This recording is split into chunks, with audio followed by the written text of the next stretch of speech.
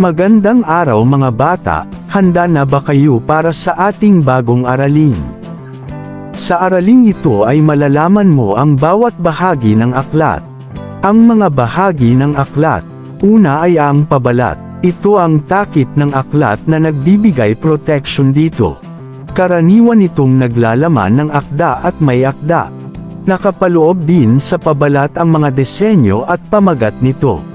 Ang pangalawang bahagi ng aklat ay pahina ng karapatang-ari. Makikita sa bahaging ito kung sino ang naglimbag ng aklat at kung kailan ito nilimbag. Matatagpuan ito sa unahang bahagi ng aklat. Ang pangatlong bahagi naman ng aklat ay ang paunang salita. Nakasaad dito ang dahilan kung bakit isinulat ng may akda ang aklat. Kasama rin dito ang paliwanag sa paggamit ng aklat. Ang pang-apat na bahagi naman ng aklat ay ang talaan ng nilalaman.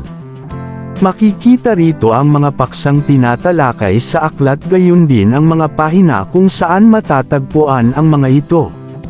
Ang mga paksang ito ay nakaayos ng sunod-sunod batay sa pahina. Ang panglimang bahagi naman ng aklat ay katawan ng aklat.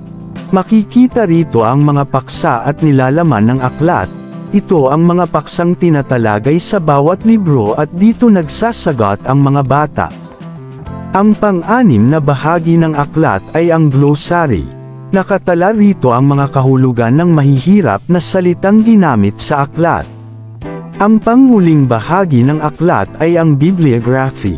Nakatala rito ang pangalan ng manunulat at sangguniang pinagkunan ng may akda ng ilang mahahalagang impormasyon.